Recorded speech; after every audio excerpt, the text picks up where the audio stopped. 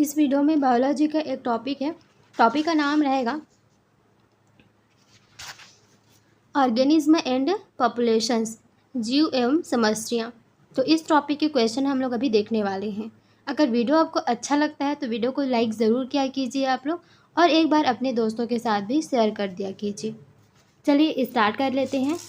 First question क्या है, अंतर्जातीय परजीविता को किस प्रकार निरूपित किया जा सकता है?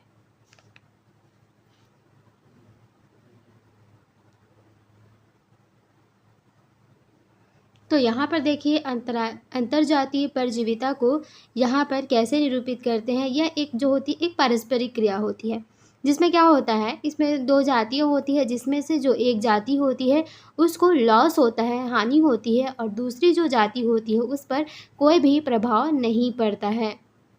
तो यानी कि लॉस को यहाँ पर माइनस से और दूसरी जाति को कोई भी प्रभाव नहीं होता है, यानी कि जीरो प्रभाव पड़ता है।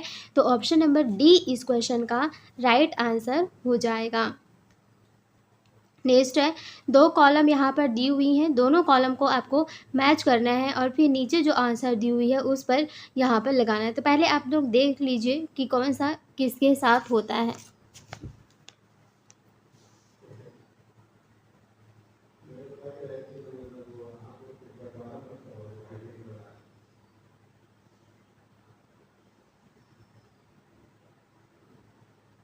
तो देखिए क्वेश्चन का आंसर क्या हो जाएगा।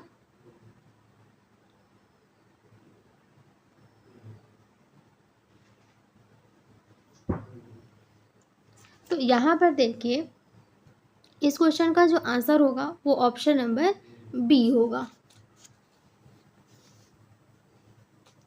एलन का नियम क्या है, ध्रुवीय भालू। शरीर क्रियात्मक अनुकूलन ये होगा कंगारू चूहा, और व्यवहारिक अनुकूलन मरुस्थली छिपकली, और जैव रासायनिक अनुकूलन गहराई में समुद्री जो मछलियाँ होती हैं इनका। तो ऑप्शन नंबर बी इस क्वेश्चन का जो आंसर है वो हो जाएगा। नेक्स्ट जो क्वेश्चन है वो कथन और कारण वाला दिया हुआ है। एक जो कथन में स्टेटमेंट दिया रहेगा और उस स्टेटमेंट से रिलेटेड रीज़न आपको दी हुई होंगी। तो क्या दोनों कथन और जो रीज़न दिया हुआ है वो सही है, या फिर जो कथन दिया हुआ है वो रॉन्ग है, या फिर जो कथन दी हुई है वो और उसका जो कारण दिया हुआ है वो इसके लिए सही रीज़न बताया गया है। इस तरीके से आपको आंसर करना है। तो यहाँ पर जो स्टेटमेंट दी हुई है वो क्या दिया हुआ है कि जब एक व्यक्ति उच्च तुंगता पर जाता है तब वह तुंगता बीमारी के लक्षण जैसे सांस लेने में कठिनाई एवं हृदय की धड़कन बढ़ना महसूस करता है। तो ये वो महसूस करता है, तो उसका जो कारण है वो क्या बताया जा रहा है कि ये क्यों होता है। इसका कारण यहाँ पर क्या लिख रहा है कि उच्च तुंगता पर निम्न वायुमंडलीय दाब के कारण जो शरीर होती है इसको पर्याप्त ऑक्सीजन नहीं मिल पाती है, और उपयुक्त कथनों के प्रकाश में निम्न विकल्पों में से सही उत्तर का चयन करना है। ठीक, तो ये रीज़न भी आपको मिल गया कि उच्च तुंगता पर निम्न वायुमंडल के कारण जो शरीर है इसको पर्याप्त ऑक्सीजन नहीं मिल पाता है। तो बताइए इसका आंसर क्या हो जाएगा।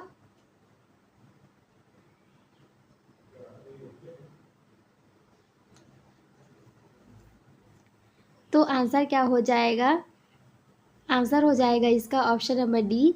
डी क्या है कि दोनों ए और आर सत्य है, और जो आर है वो ए की उचित व्याख्या कर रहा है, यानी कि जो कथन है वो भी सत्य है और जो उसका कारण दिया वो भी सत्य है। यानी कि उच्च तुंगता पर जो निम्न वायुमंडल दाब होती है ये भी सत्य है, और निम्न वायुमंडलीय दाब के कारण जो शरीर है इसको पर्याप्त ऑक्सीजन नहीं मिल पाती ये भी सही है, और ऐसा होने के कारण ही ऐसा होता है, तो ये भी सही है। डी ऑप्शन इस क्वेश्चन का राइट आंसर हो जाएगा। नेक्स्ट क्वेश्चन है, निम्नलिखित में से कौन एक जीव संख्या का एक गुण नहीं है।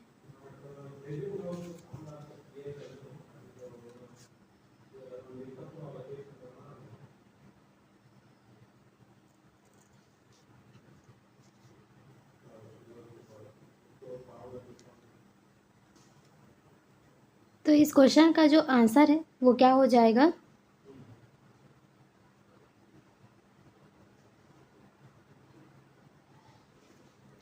तो यहाँ पर आंसर है वो हो जाएगा जाति परस्पर क्रिया। ठीक, ये जीव संख्या का एक गुण नहीं है। जीव संख्या के क्या क्या गुण हैं? जन्म दर, मृत्यु दर, लिंगानुपात।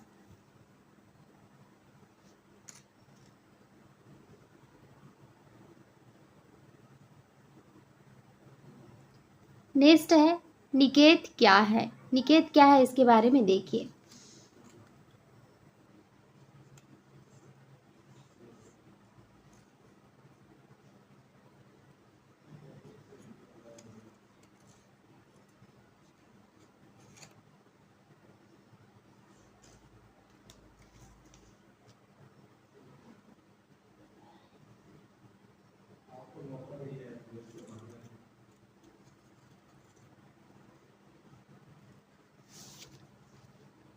तो आंसर क्या हो जाएगा? देखिए, कर्म स्थिति यानी कि नीके, ये प्राकृतिक निवास का वह विशिष्ट भाग होता है जो कि एक स्पीसीज के जीवों के द्वारा यहाँ पर ऑक्यूपाइड होता है।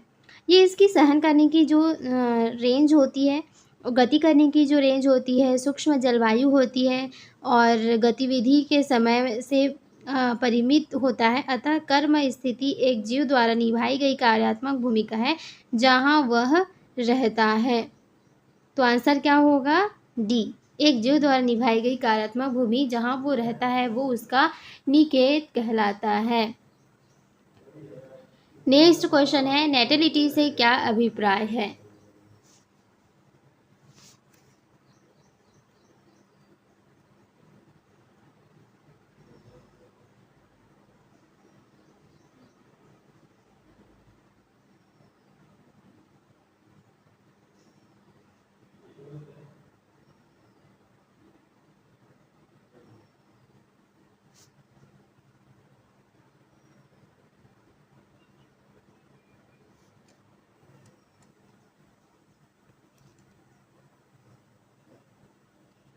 तो यहाँ पर नेटिलिटी मतलब जो होता है जन्म दर होती है। ठीक, आंसर क्या हो जाएगा? बी।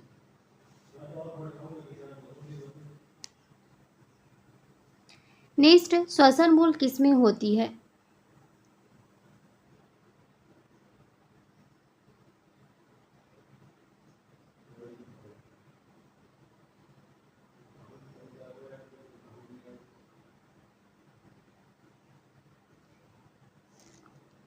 श्वसन मूल किसमें होती है? रवोद्भिद में होती है। ऑप्शन सी इसका आंसर हो जाएगा।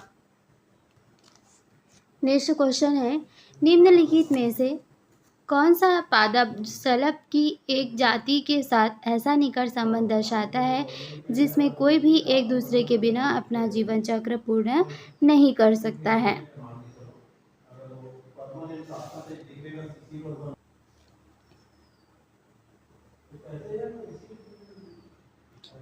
क्या हो जाएगा इसका आंसर?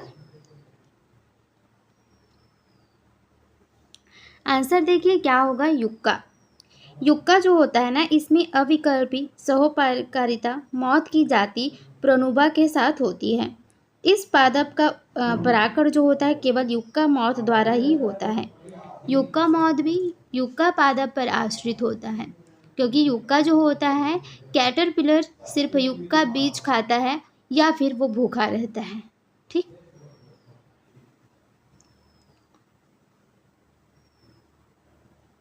नेक्स्ट है एक देश की बढ़ती हुई जनसंख्या में क्या होती है?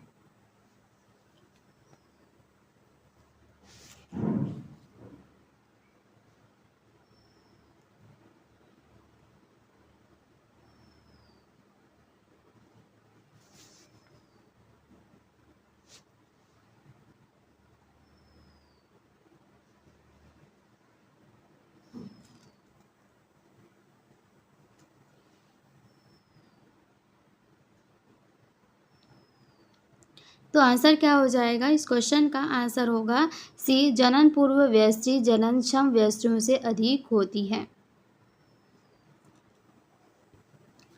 तो इस क्वेश्चन का ठीक है, जनन पूर्व वयस्त्री जननक्षम वयस्त्रियों से अधिक होते हैं। नेक्स्ट है निम्नलिखित में से चिकित्सा विज्ञान में प्रतिजैविक के उत्पादन के लिए समष्टि की कौन सी पारस्परिक क्रिया बहुधा प्रयोग की जाती है? तो यहाँ पर देखिए क्या हो जाएगा इसका आंसर।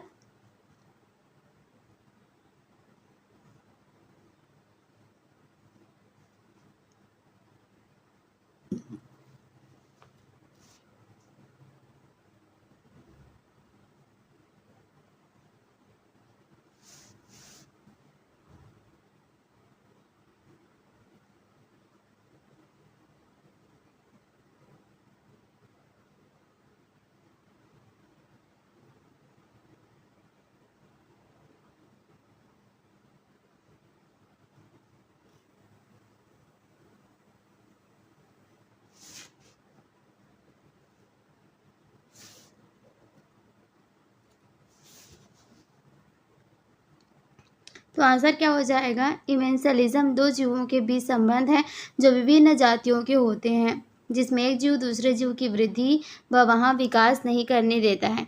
एक जगह में रहना, इसको क्या कहलाया जाता है, एलोकेमिक्स, रसायन के स्राव से प्राप्त किया जाता है।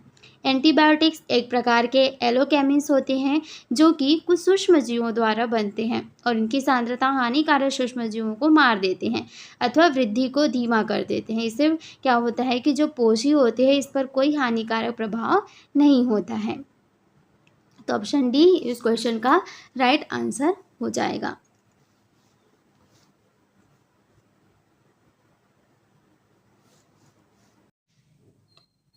नेक्स्ट क्वेश्चन है, देखिए लॉजिस्टिक वृद्धि में अनंत स्पर्शी कब प्राप्त होता है, जब।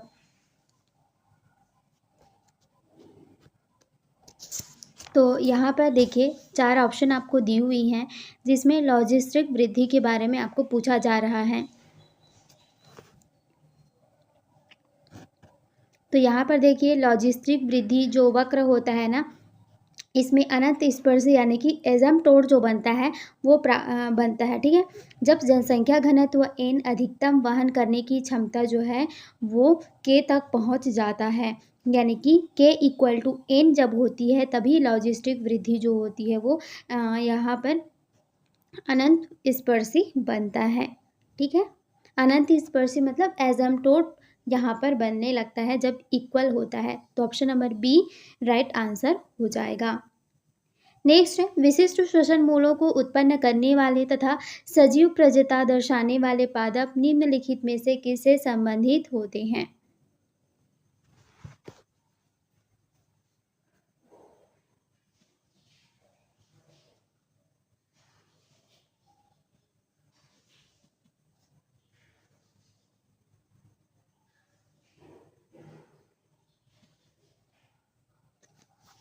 तो आंसर क्या हो जाएगा इसका, देखिए आंसर हो जाएगा लवोट भी, ऑप्शन नंबर बी। नेक्स्ट है, सुस्पष्ट ऊर्ध्वाधर स्तरों में व्यवस्थित पादपों की अपनी लंबाई के अनुसार उपस्थित सबसे अच्छी कहाँ देखी जा सकती है।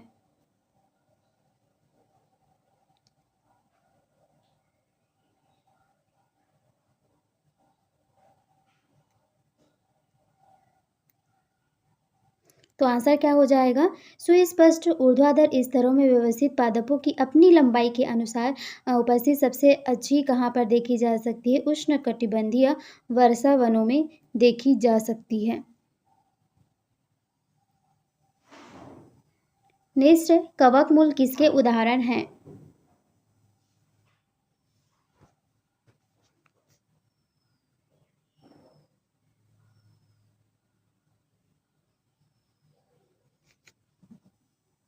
तो यहाँ पर आंसर बताइए क्या हो जाएगा, कवकमूल जो होते हैं किसके एग्जाम्पल होते हैं।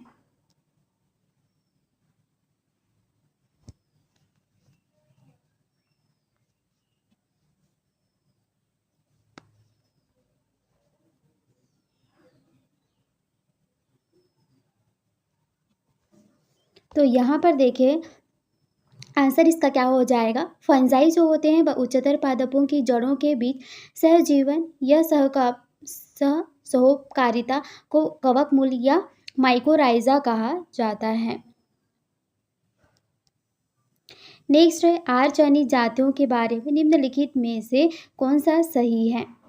यहाँ पर ऑप्शन बी हो जाएगा, ठीक है।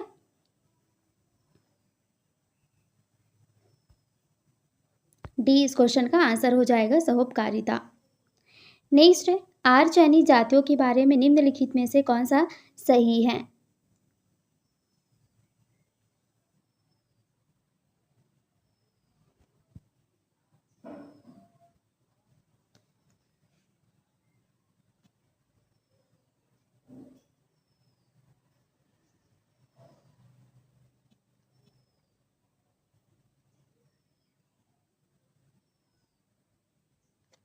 तो आंसर क्या हो जाएगा इस क्वेश्चन का? देखिए, जीवों में आर चयनित जातियों या जीव आवास में तेजी से समूह बनाते हैं, भोजन और अन्य स्रोत का उपयोग करके अन्य जीवों से ज़्यादा स्थायी रहते हैं तथा प्रतिस्पर्धा करते हैं। आर चयनित जातियों में छोटे अमाप वाली संतति जो होती है, इनका जीवन बहुत कम या कम समय के लिए या प्रतिकूल वातावरण में ही होता है। इनके जीवन सामर्थ्य की निर्भरता अधिक संख्या में संतति उत्पन्न करने की क्षमता, प्रतिस्पर्धा करने की क्षमता दूसरी संततियों की तुलना में ज़्यादा होती है। तो आंसर क्या हो जाएगा इस क्वेश्चन का? सी।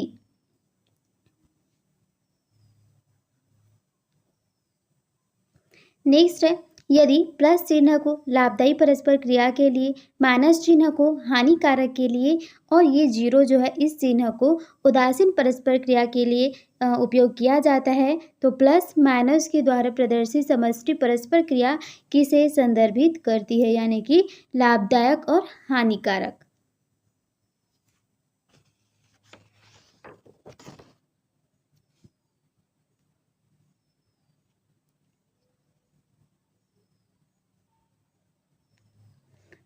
तो आंसर क्या हो जाएगा इसका? आंसर हो जाएगा ऑप्शन नंबर बी, परजीविता।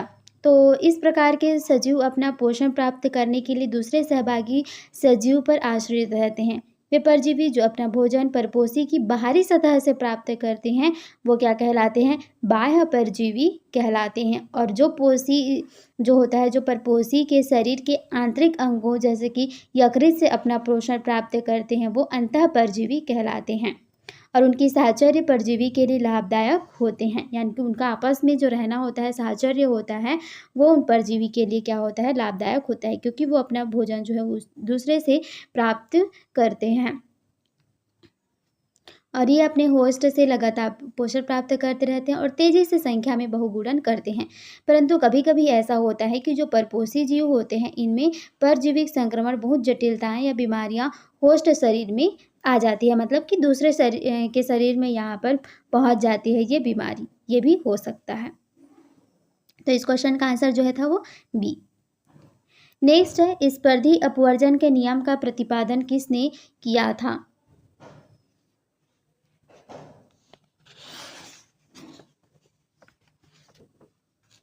तो यहाँ पर देखिए, स्पर्धी अपवर्जन के नियम का जो प्रतिपादन है वो किसके द्वारा किया गया था? G.F. गॉसे के द्वारा किया गया था।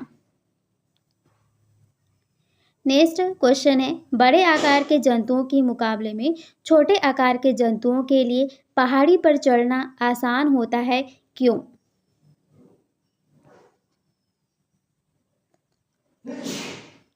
तो यहाँ पर देखिए, छोटे जीवों में सतही क्षेत्र एवं देह आयतन का अनुपात भी कम होता है। इनकी उपापचयी दर बड़े प्राणियों की तुलना में तेज होती है, अतः छोटे जंतुओं के द्वारा ऊपर की ओर गति करना बड़े प्राणियों की तुलना में अधिक सरल होता है। तो आंसर क्या हो जाएगा? बी इस क्वेश्चन का आंसर हो जाएगा। नेक्स्ट यहाँ पर क्वेश्चन है, देखिए लॉजिस्टिक जो कर्व के बारे में हमने पढ़ रहा था कि लॉजिस्टिक मॉडल का अनुसरण करते हुए किसी समष्टि की वृद्धि दर शून्य के बराबर कब होगी? वहाँ पर क्या पूछा था? एजम्प्टोट कब होगी? तो एजम्प्टोट कब होता है? एन और के इक्वल होते हैं तब। यहाँ पर क्या पूछ रहा है कि उसकी जो वृद्धि दर होगी वो शून्य के बराबर कब होगी, यानी कि लॉजिस्टिक मॉडल को किससे दर्शाया जाता है? इस तरीके से इसका जो है समीकरण होता है।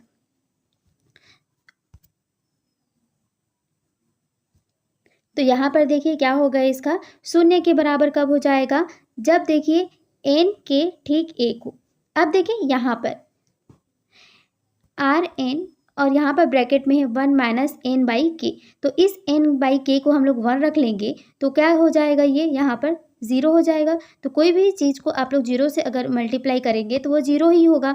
तो इसलिए यहाँ पर n/k की जगह हम 1 रखेंगे तो हमारा जो है वृद्धि दर क्या आ जाएगी, 0 आ जाएगी। ये होता है वृद्धि दर। ठीक, तो इस समीकरण को ध्यान में रखिएगा।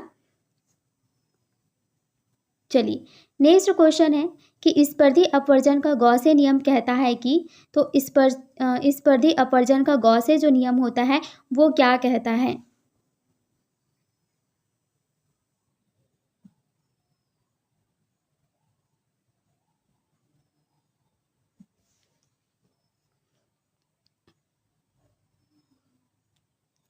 तो यहाँ पर देखिए, जो स्पर्धी अपवर्जन होता है इसका गॉसे नियम ये बताता है कि कोई भी दो स्पीसीज एक ही निकेत में यानी कि एक ही हैबिटेट में हैं तो इसमें असीमित अवधि के लिए नहीं रह सकती, क्योंकि सीमाकारी संसाधन जो है वो समान ही होते हैं।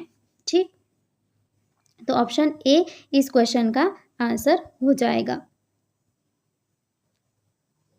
नेक्स्ट है, एक ही पर्यावास में रह रहे विभिन्न स्पीसीजों की वयस्कों का पारस्परिक संबंध और क्रियात्मक क्रिया करना है।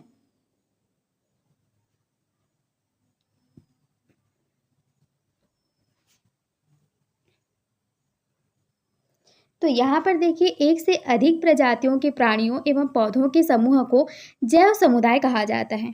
ठीक है, इसमें प्राणी, बैक्टीरिया और फंजाई जो एक विशिष्ट क्षेत्र में रहते हैं और शिकार, सहजीविता या प्रतिस्पर्धा के द्वारा एक दूसरे से अंतःक्रिया के द्वारा आपस में जुड़े हुए होते हैं। तो इस क्वेश्चन का आंसर क्या हो जाएगा, जीवीय समुदाय या जैव समुदाय। नेक्स्ट है यहाँ पर, निम्नलिखित में से किस पारस्परिक क्रिया में दोनों संघी प्रतिकूल रूप में प्रभावित होते हैं?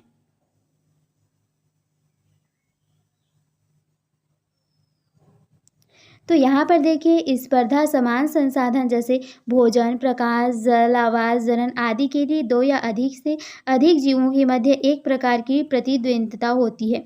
प्रतिस्पर्धा प्रतिकूल रूप से एक दूसरे को प्रभावित करती हैं। तो क्या हो जाएगा आंसर? आंसर हो जाएगा स्पर्धा।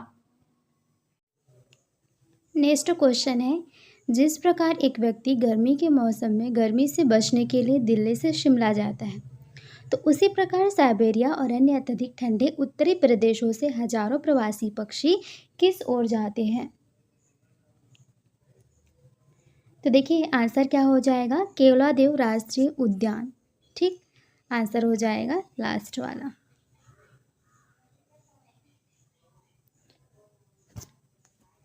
नेक्स्ट क्वेश्चन है कि एक जीव वैज्ञानिक ने खलिहान में चूहों की समष्टि का अध्ययन किया।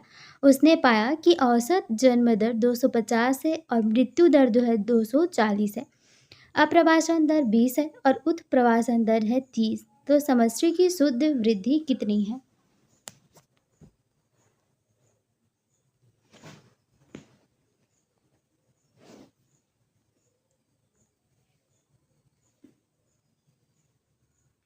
कैसे कैलकुलेट किया जाता है इसको देखिए यहाँ पर। तो सबसे पहले जो जन्म दर है, जन्म दर क्या है, 250 है। और फिर यहाँ पर अप्रवासन दर क्या है, 20 है। इन दोनों को जोड़ दीजिए। ठीक, कितना आ गया, 270। अब देखिए, जनसंख्या में कुल घटित है, तो मृत्यु दर और इमाइग्रेशन यानी कि इन दोनों को जोड़िए। मृत्यु दर और उत्प्रवासन दर, क्योंकि मृत्यु दर में भी घटती है और उत्प्रवासन में भी घटती है। जन्म दर में वृद्धि होती है और इसमें भी वृद्धि होती है। तो दोनों में अब घटा दीजिए, दोनों को घटाएंगे तो दोनों ही 270 आ रहा है, इट मीन्स 0 होगा। ठीक, इन दोनों को आपस में क्यों जोड़ा गया? इन दोनों को आपस में इसलिए जोड़े कि अप्रवासन में भी संख्या में वृद्धि हो रही है और जन्म दर होता है तो वृद्धि होती है, मृत्यु होता है तो कम होता है, उत्प्रवासन होता है तो कम होता है। ठीक, नेक्स्ट क्वेश्चन है, एक स्थानबद्ध समुद्री एनीमोन साधु, यहाँ पे हर्मिट जो होते हैं वो केकड़े के कवच के स्तर पर चिपक गया, यह संबंध क्या कहलाता है?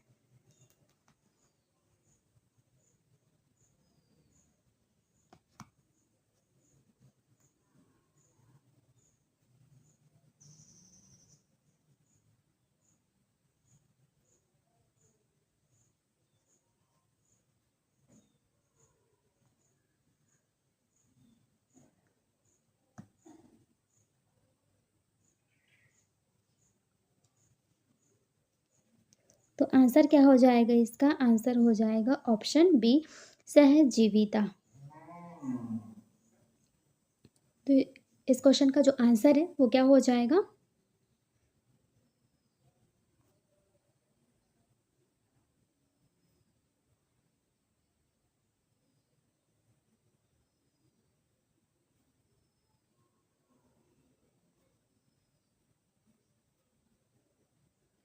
तो देखिए आंसर इसका हो जाएगा ऑप्शन नंबर बी, सहजीविता। तो ये संबंध इनका क्या कहलाता है? सहजीविता को बताता है। नेक्स्ट है, नीलहरित शैवाल धान के खेतों के अलावा किसके कायिक भाग के अंदर भी पाए जाते हैं?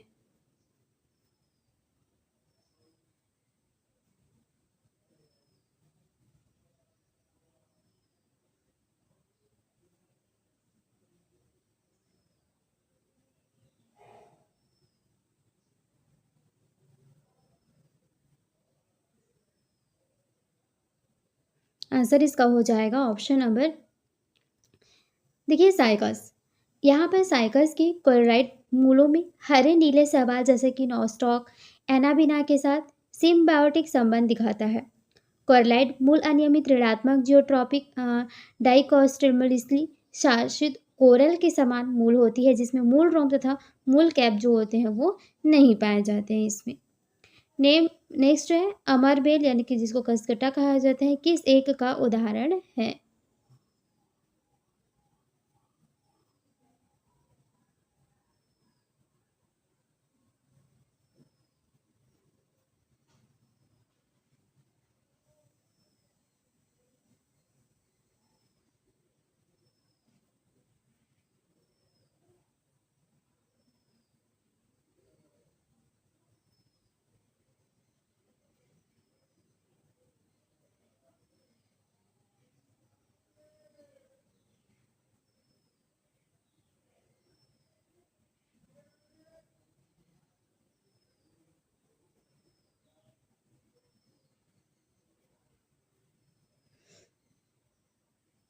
आंसर क्या हो जाएगा? तो देखिए यहाँ पर आंसर इसका हो जाएगा ऑप्शन नंबर ए, कुस्कुटा जो होता है पूर्ण तना परजीवी होता है। ठीक है, और क्या होता है, ये जो होता है बाह्य परजीवी का अच्छा उदाहरण है। मैंने आपको बताया था कि बाह्य तरफ से परजीवी अगर उस पर रहता है तो उसको बाह्य परजीवी कहा जाता है। फिर ये एक तरीके का बाह्य परजीवी है और ये झाड़ी पादपों के चारों ओर उगता है। इसमें हरित लवक व पत्ती का अभाव देखने को मिलता है।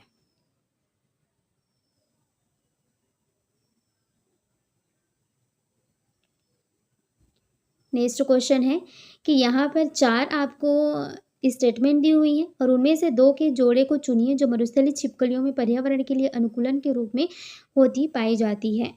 ठीक है, पर्यावरण के अनुकूलन के लिए जो है उसके लिए यहाँ पर चूज करना है। चलिए आंसर करिए।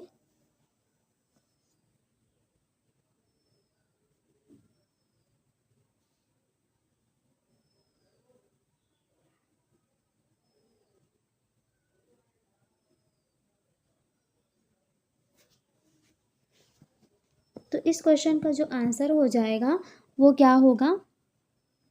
बी, यानी कि ए और सी जो स्टेटमेंट है ये सही है।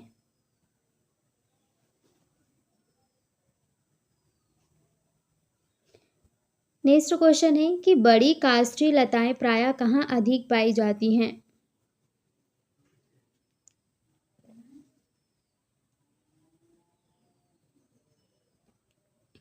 बेसर यहाँ पर बड़ी काष्ठीय लताएं प्रायः कहाँ अधिक पाई जाती हैं?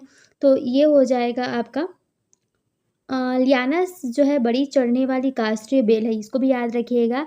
बड़ी काष्ठीय बेल जो है वो है लियानस।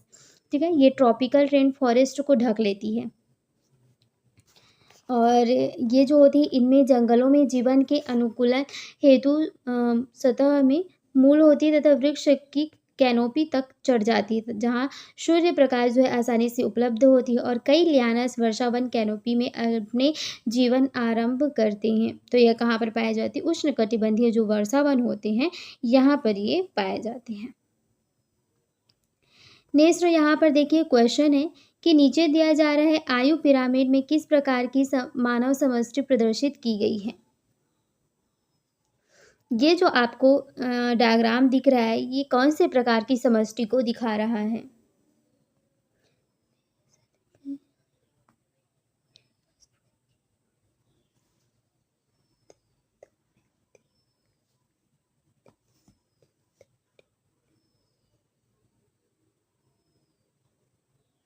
तो ये आंसर क्या हो जाएगा, ये घटते हुए समष्टि को दिखा रहा है। जन्मोत्तर बड़ा हो गया, उसके बाद जन्मक्षम होती है, जन्म पूर्व सबसे छोटा समय है, फिर उसके बाद ये आता है, उसके बाद ये आता है। नेक्स्ट यहाँ पर देखिए लघुगणक समष्टि वृद्धि किस समीकरण के द्वारा अभिव्यक्त होती है।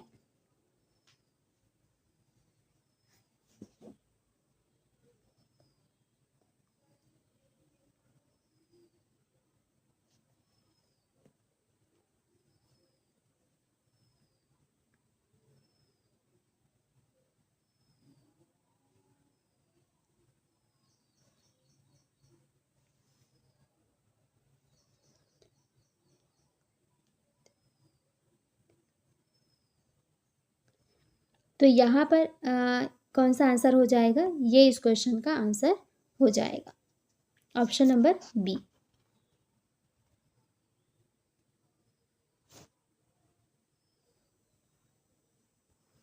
मैंने जब एक क्वेश्चन आया था तब इसका फॉर्मूला भी आपको बताया था, वहाँ पर इसको ऐसे करके लिखा हुआ था आर एन, यहाँ पर ब्रैकेट में ये के और के डिवाइड हो जाएगा तो 1 माइनस एन बाई के, इस तरीके से भी आप लिख सकते हैं। तो इस क्वेश्चन का आंसर कौन सा, बी। नेक्स्ट क्वेश्चन है देखिए, नीचे यहाँ पर ग्राफ दी हुई है, ग्राफ में नंबरिंग किया हुआ है 1 2 3, इनके स्थान पर क्या क्या आने वाला है इसको बताना है। यहाँ पर जो ग्राफ बनी हुई है वो बाह्य स्तर और आंतरिक स्तर से के रूप में यहाँ पर बनाया गया है इसके कंपैरिजन में। तो यहाँ पर देखिए ऑप्शन है, इसके अकॉर्डिंग आपको यहाँ पर लगाना है।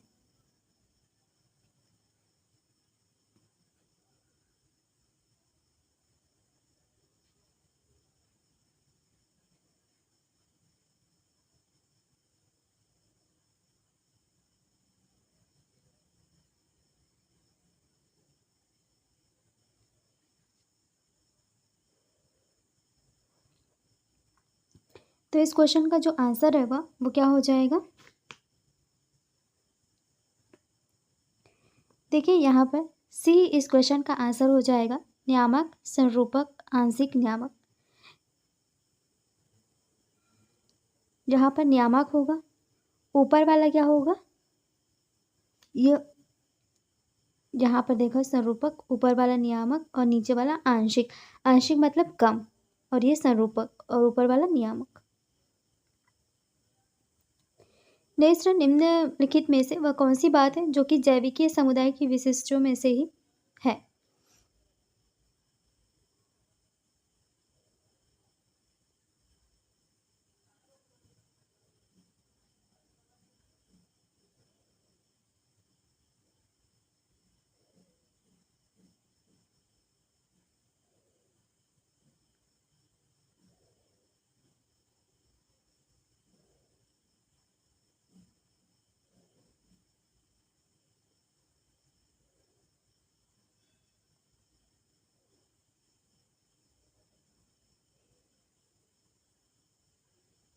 क्या हो जाएगा आंसर,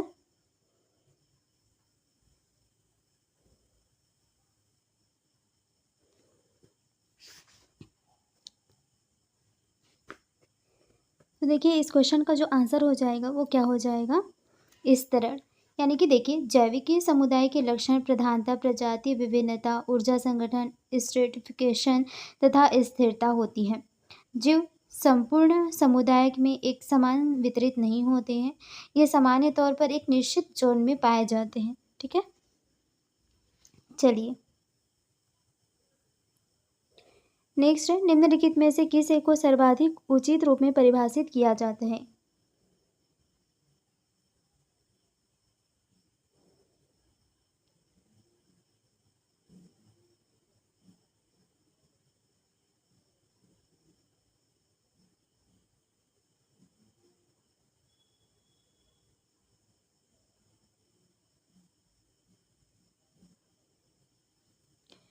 तो देखिए इस क्वेश्चन का जो आंसर है वो क्या हो जाएगा,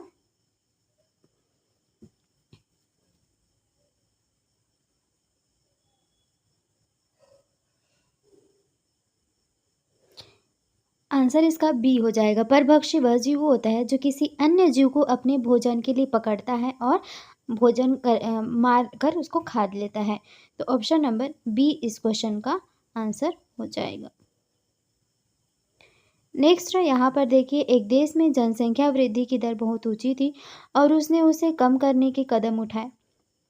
नीचे दिए जा रहे चित्र में 20 वर्ष के अंतराल वाली दो जनसंख्याओं ए और बी के आयु सेक्स पिरामिड दिखाए गए हैं। बताइए इनके संबंध में नीचे दी जा रही व्याख्याओं में से कौन सा एक सही है।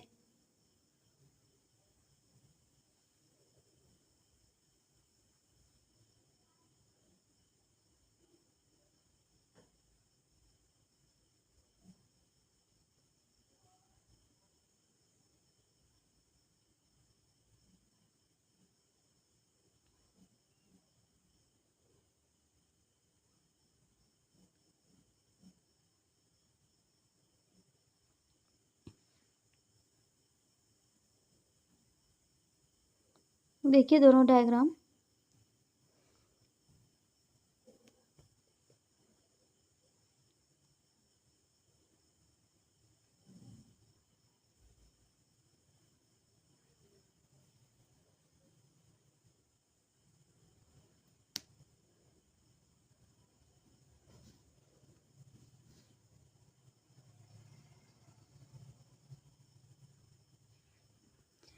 आंसर क्या हो जाएगा इस क्वेश्चन का,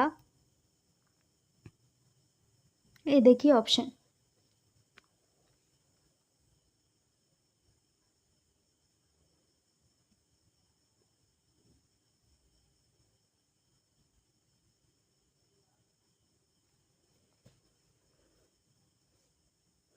आंसर क्या हो जाएगा, ए पहले का पिरामिड है और उसमें कोई परिवर्तन नहीं हुआ है।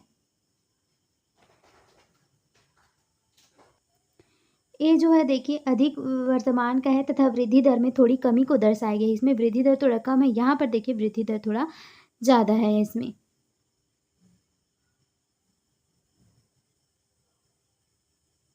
नेक्स्ट है, संवहनी ऊतक, यांत्रिक ऊतक तथा क्यूटिकल का ह्रास होना किनकी विशिष्टता है।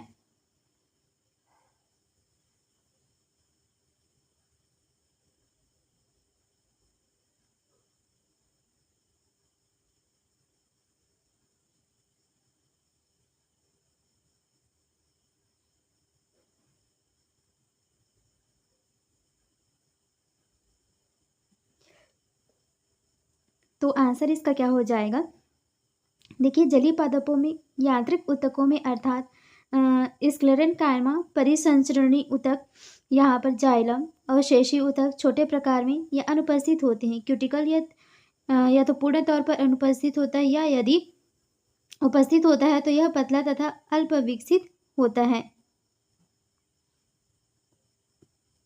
तो यहाँ पर आंसर क्या हो जाएगा, जलोदभिदों की।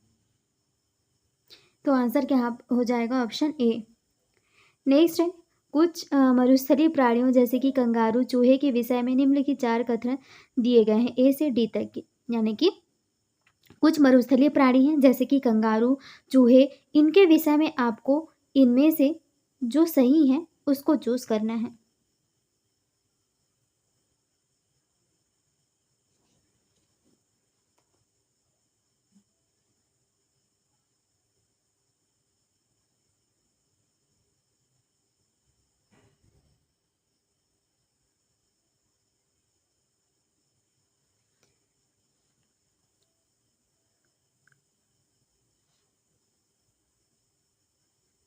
तो इस क्वेश्चन का जो आंसर है वो कौन सा हो जाएगा,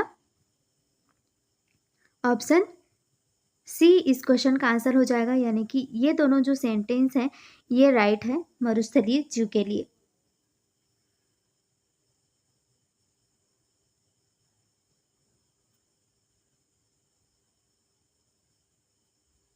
ठीक, चलिए देखिए यहाँ पर जो कंगारू रैट होते हैं केवल सूखे बीजों को ही खाते हैं और ये कभी कभी ही जल पीते हैं, इसलिए ये इनके लिए अच्छा होता है। ठीक है। नेक्स्ट, निम्नलिखित में से किस एक में क्वेरकस की जातियां एक प्रभावी घटक होती है?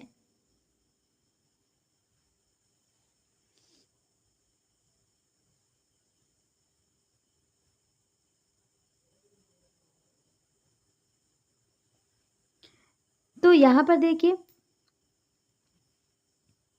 टेम्परेट चौड़ी पत्ती वन में गर्म ग्रीष्म तथा कम ठंडी सर्दी की ऋतु होती है। वर्षा अगर 100 से 250 सेंटीमीटर होती है तब ये कंडीशन होती है। तो यहाँ पर क्या हो जाएगा आंसर? शीतोष्ण पर्णपाती वन।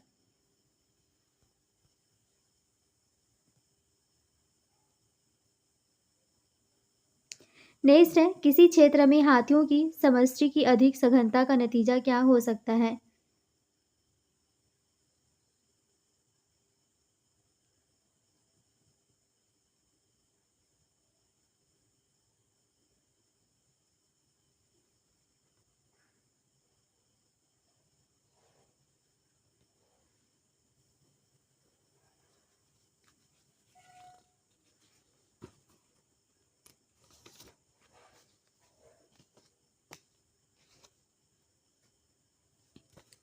किसी क्षेत्र में हाथियों की समष्टि की अधिक सघनता का नतीजा क्या हो सकता है? देखिए, यहाँ पर प्रतिस्पर्धा समान स्रोतों को पाने हेतु प्रतियोगिता है। स्पर्धा दो प्रकार की होती है, अंतरजातीय तथा अंतरजातीय, अंतराजातीय और अंतरजातीय, इंटर और इंट्रा वाला होता है। तो यहाँ पर यह प्रतिस्पर्धा समान स्रोतों हेतु समान जातियों के सदस्यों के मध्य यहाँ पर प्रतिस्पर्धा देखने को मिलती है। यह भोजन स्थान तथा संसर्ग हेतु हो सकती है। यदि एक क्षेत्र में हाथी समष्टि का घनत्व बढ़ रहा है तो इसके परिणाम स्वरूप अंतरजातीय प्रतिस्पर्धा होगी। इसके परिणाम स्वरूप क्षेत्र में हाथियों के क्षेत्र की स्थापना होगी, जिसके कारण अतिरिक्त संख्या निवास तथा भोजन हेतु प्रतिस्पर्धा रहेगी। तो आंसर हो जाएगा अंतरजातीय।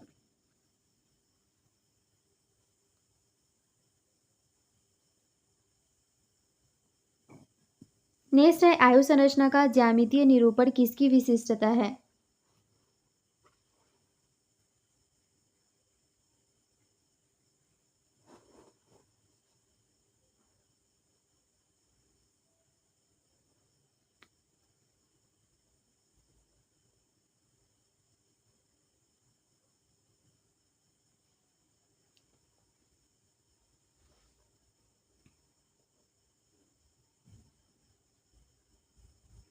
तो देखिए, यदि किसी समष्टि के किसी लक्षण के विषय में माध्य और माध्यिका दोनों का समान मान हो तो सामान्य वितरण सर्वाधिक होगा। तो यहाँ पर देखिए 40 का आंसर हो जाएगा। आयु संरचना का ज्यामितीय निरूपण किसकी विशिष्टता है? तो ये हो जाएगा आपका सी। यानी कि समष्टि के कई गुण हैं जो व्यक्तिगत न होकर संपूर्ण समूह के कार्य में होते हैं। उस वितरण उनमें से एक है जो कि विभिन्न उम्र समूहों में एक समष्टि में व्यक्ति का प्रतिशत या संख्या है। इसे उम्र के पिरामिड के प्रकार में ज्यामितीय तौर पर दर्शाया जाता है। तो समष्टि को ज्यामितीय तौर पर यहाँ पर दर्शाया जाता है।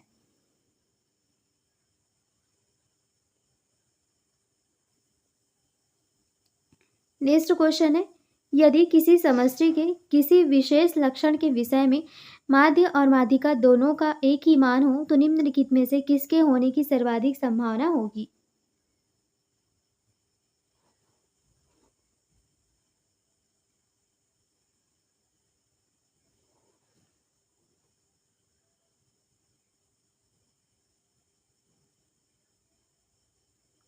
तो यहाँ पर देखिए, किसी समष्टि के विषय में विशेष लक्षण विषय में माध्य और माध्यिका दोनों का एक ही मान हो तो निम्नलिखित में से किसके होने की सर्वाधिक संभावना होगी? तो उस समय क्या होगा? सामान्य वितरण होगा।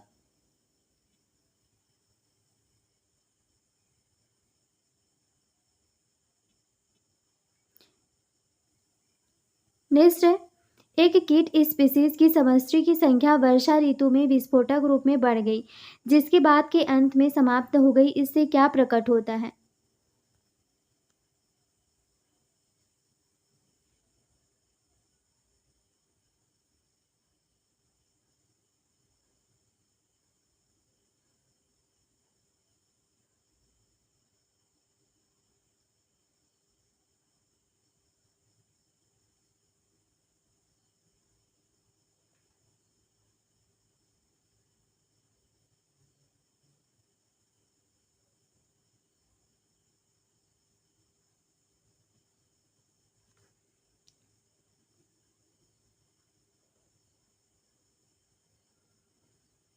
तो आंसर क्या हो जाएगा, इसका समष्टि वृद्धि, इसका वक्र जो होगा वो जे आकृति का होगा।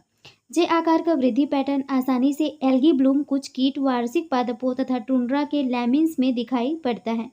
प्रारंभ में समष्टि का घनत्व तेजी से संयुक्त ब्याज फैशन में बढ़ता है, यानी कि संयुक्त ब्याज जो होता है, कंबाइंड इंटरेस्ट, इसमें बढ़ता है। तो इसकी जो आकृति हो जाती है वो जे आकृति की होती है।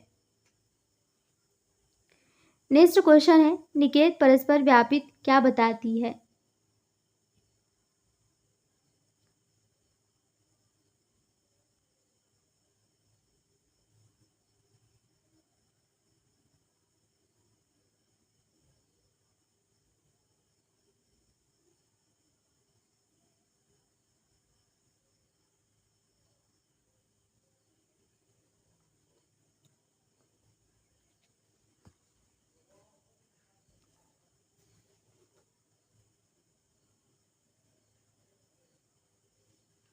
तो यहाँ पर निक परस्पर व्यापित क्या बताती है?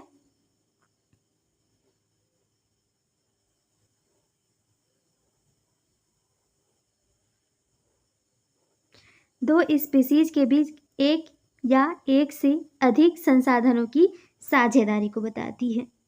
ठीक है।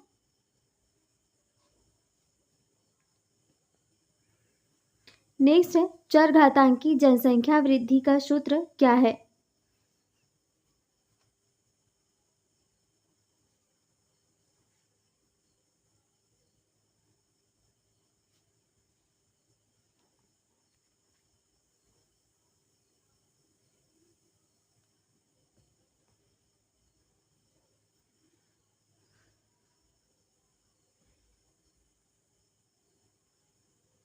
तो आंसर इसका क्या हो जाएगा, डी।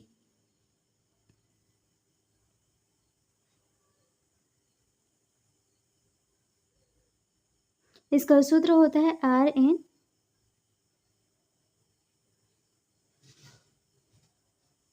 ठीक है। यहाँ पर n/k को जो हो जाता है वो 0 हो जाता है। नेक्स्ट है, प्राणियों में शत्रुओं द्वारा खाए जाने से बच निकलने की जन्मजात क्षमता होती है। इसी के कुछ उदाहरण नीचे दिए जा रहे हैं, बताइए कौन सा एक उदाहरण इनमें से सही नहीं है?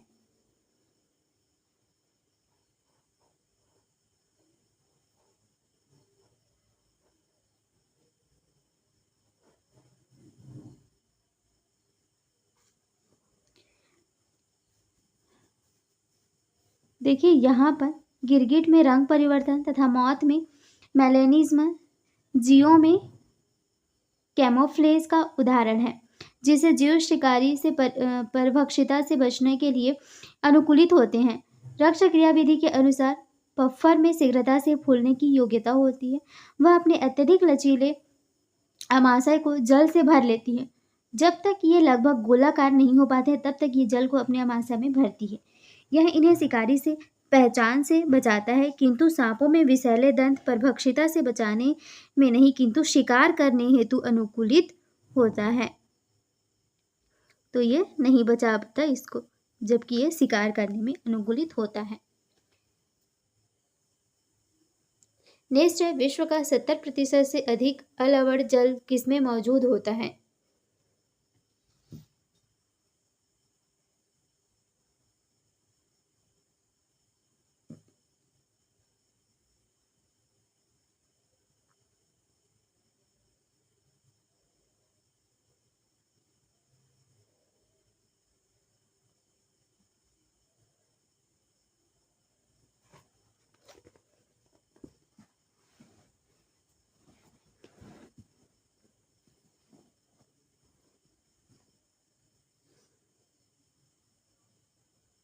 विश्व का देखिए 70% से अधिक अलवण जल किसमें मौजूद होता है? तो यहाँ पर आंसर हो जाएगा बी, ध्रुवीय बर्फ में। यहाँ पर देखिए लगभग 97% जो होता है पृथ्वी का जल लवणीय होता है तथा महासागरों तथा समुद्रों में पाया जाता है। पृथ्वी के जल का 3% ध्रुवीय आइस कैप में से संग्रहित है।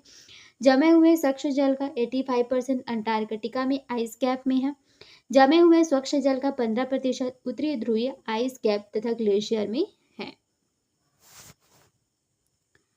चलिए नेक्स्ट है, किस अक्षांश पर सूर्य ताप से होने वाला ऊष्मा लाभ थलीय विकिरण द्वारा ऊष्मा हानि के लगभग बराबर होता है?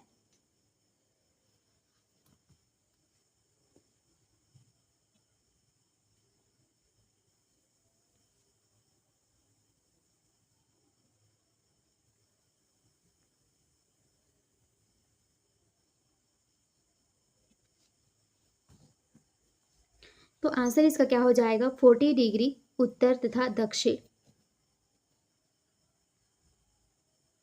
ये सब ध्यान में रखने वाली बात है। नेक्स्ट है, निम्नलिखित में से कौन सा एक जोड़ा सही नहीं मिलाया गया है?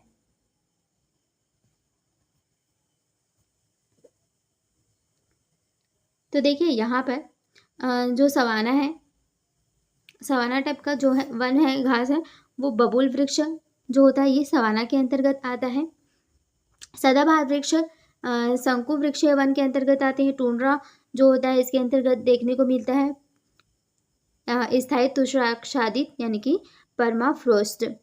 फिर यहाँ पर प्रेयरी जो है अधिभाग ये अलग है, तो ये रॉन्ग हो जाएगा, ये मैच्ड नहीं है इसमें। प्रेयरी जो है घासी स्थल एक एपीफाइट से तथा मरुस्थल में ये पाए जाते हैं। ठीक है,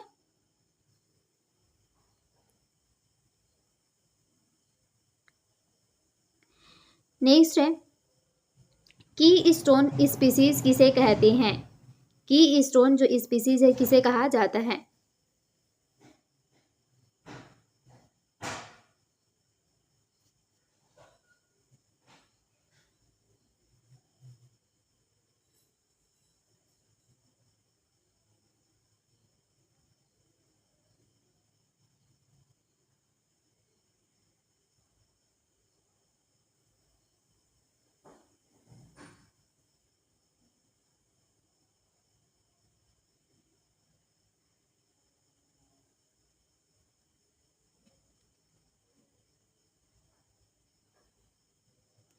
तो आंसर क्या हो जाएगा इसका?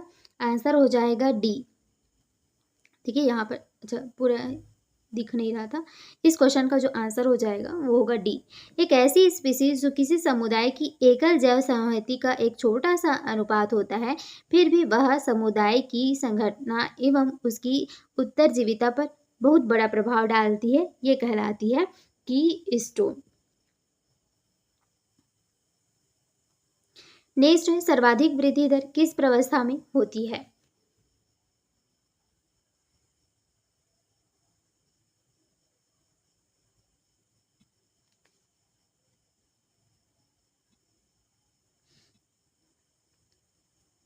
सर्वाधिक वृद्धि जो दर होती है वो कौन सी प्रावस्था में होती है? सर्वाधिक वृद्धि दर एक्सपोनेंशियल या एक्सेलरेशन या लॉग फेज में पाई जाती है। वह बिंदु जिस पर एक्सपोनेंशियल वृद्धि धीमा होने प्रारंभ हो जाती है या इन्फ्लेक्शन बिंदु कहलाती है। तो आंसर हो जाएगा चरघातांकी, इसी को कहा जाता है लॉगरिथमिक या फिर एक्सपोनेंशियल। नेक्स्ट है, निम्नलिखित में से किस एक जोड़े में मृदा की एक खास विशिष्टता सही नहीं मिलाई गई है?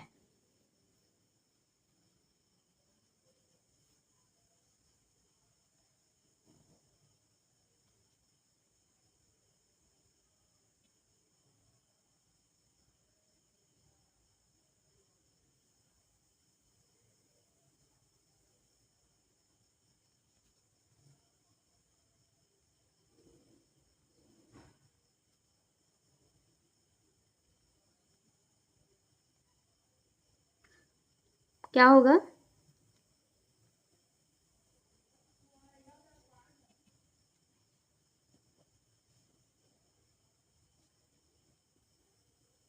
तो यहाँ पर देखिए सी जो है वो रॉन्ग।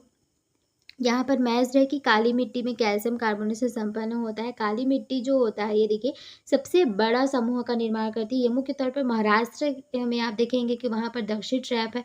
मध्य प्रदेश में भी ये पाया जाता है और इसकी हाइड्रोलॉजी तथा वातावरण की मौसमी अवस्था के कारण कपास उगाने के लिए काली मिट्टी जो होती है बहुत अच्छी होती है इसमें।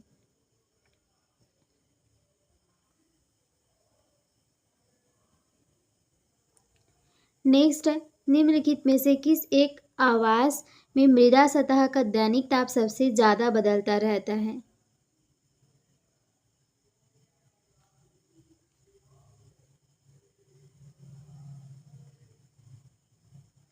आंसर क्या होगा?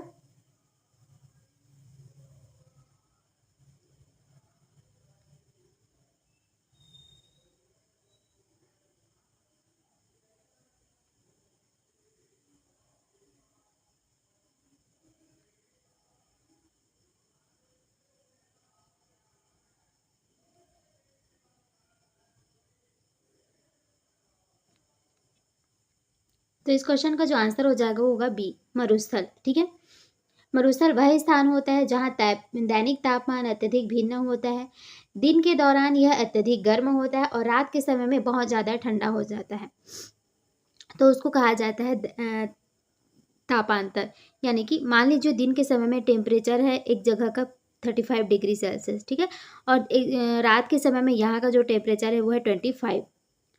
तो यहाँ पर जो डिफरेंस है वो कितना आया? 10 का आया। और एक जगह है जहाँ पर जो दैनिक तापमान है वो है 30 डिग्री सेल्सियस का, और रात का जो तापमान है वो मान लेते हैं कि 25 ही है। तो यहाँ पर जो डिफरेंस आया वो कितने का आया?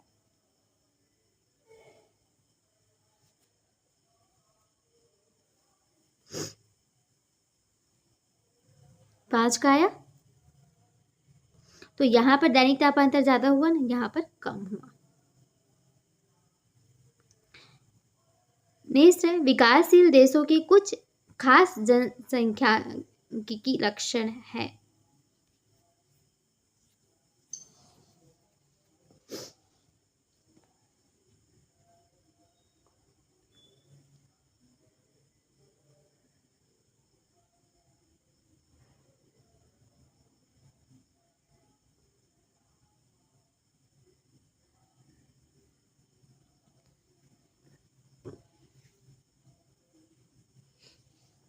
तो आंसर इसका क्या हो जाएगा? देखिए, विकासशील देशों में मानव जाति के जीवन हेतु स्थिति तुलनात्मक रूप से अच्छी होती है, इसलिए मृत्यु दर या समय की प्रति इकाई में मरने वाले जीवों की जो संख्या होती है वो भी कम होती है।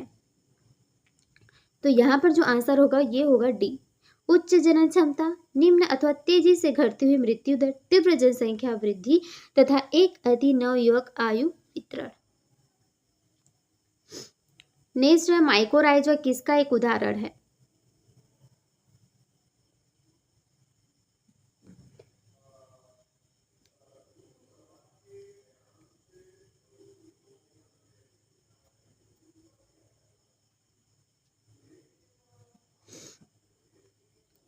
माइकोराइजिया जो होता है किसका एग्जाम्पल होता है?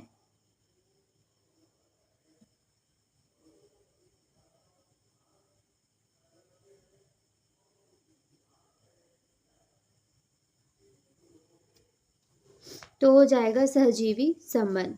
सहजीवी के संबंध में दोनों ही जीव एक दूसरे से लाभान्वित होते हैं तथा आगे यह संबंध ऑब्लिगेटरी होता है, अर्थात दोनों जीवधारों के अस्तित्व हेतु आवश्यक होता है। तो माइकोराइजिया सहजीविता का एक उदाहरण है।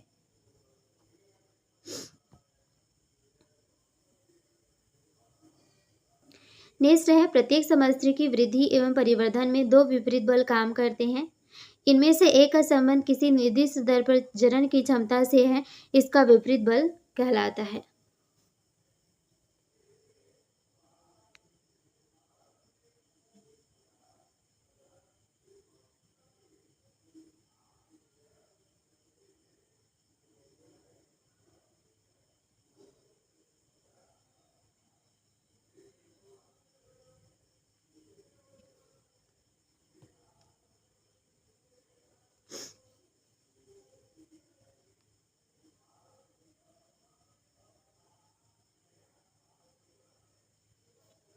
तो आंसर इसका क्या हो जाएगा?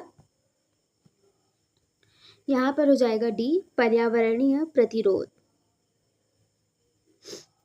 यहाँ पर क्या होगा? पर्यावरणीय प्रतिरोध इसका आंसर होगा। पर्यावरणीय कारक जो कि जनसंख्या वृद्धि को रोकते हैं, पर्यावरणीय प्रतिरोधकता को निर्मित करते हैं। इसके अंतर्गत शिकार, भोजन, जल, रहने का स्थान, समान प्रतिस्पर्धा आदि होता है। सभी जीवित जनन है उस बिंदु तक जिस पर उनका वातावरणीय नियंत्रित कारक न बन जाए। कोई भी जनसंख्या मानव या अन्य निश्चित तौर पर वृद्धि कर सकते हैं। अंततः कुछ जैविक या अजैविक वेरिएबल जनसंख्या वृद्धि सीमित करना जो है वो प्रारंभ कर देंगे। तो ऑप्शन डी इस क्वेश्चन का राइट आंसर हो जाएगा। नेक्स्ट है, किसी जाति के सदस्यों के लिए सत्य कथन है।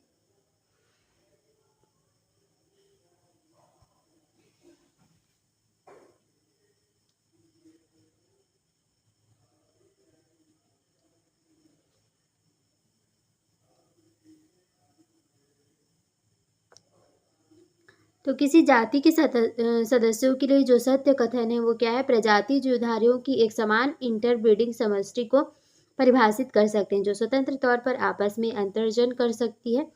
डिक प्रजाति की हैबिटेट तथा कार्य को दर्शाता है। ठीक है, तो यहाँ पर हैबिटेट एक विशिष्ट स्थान होता है। हैबिटेट क्या होता है? एक विशिष्ट स्थान होता है और ये जहाँ एक जीवधारी रहता है। तो ये आंसर हो जाएगा अंतर प्रजनन।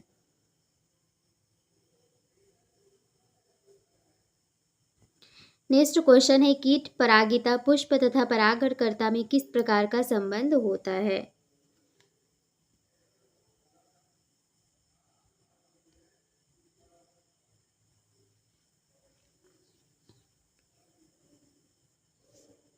तो आंसर क्या हो जाएगा इसका? आंसर होगा सह विकास। सह विकास इसका आंसर होगा। नेक्स्ट है, समान आवास या फिर समान निकेत भी उसको बोला जाता है। इसमें इससे दो जातियां अधिक समय तक एक साथ वास नहीं कर सकती। यह कौन सा नियम है?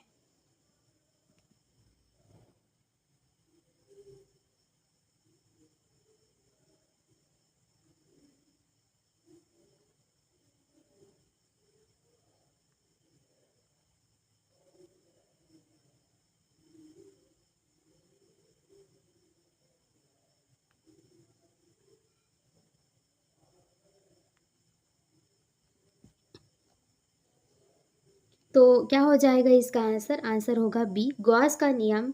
ये कहता है कि समान आवास या फिर समान निकेत में दो जातियां जो होती हैं वो अधिक समय तक एक साथ वास नहीं कर सकती, एक साथ नहीं रह सकती हैं। नेक्स्ट है, निम्न में से कौन सा सही युग्म है? सही से मैच जो है कौन सा?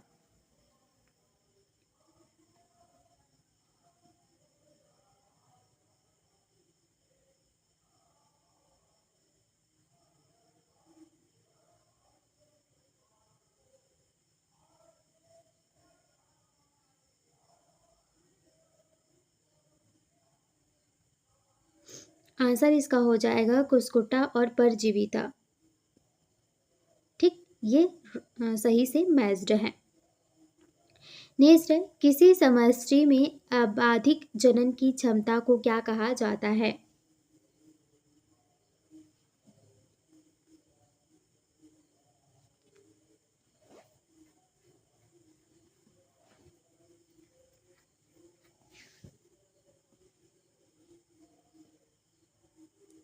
तो यहाँ पर देखिए, जैव विभव को हम निम्न प्रकार की परिभाषित कर सकते हैं। जैसे इसका आंसर होगा जैव विभव। ठीक है, प्राकृतिक अवस्था के अंतर्गत भौतिक यहाँ पर सामर्थ्य के अनुसार अपनी संतति उत्पन्न करना, इसे जनन विभव कहा जाता है। ठीक, तो आंसर ए इस क्वेश्चन का हो जाएगा।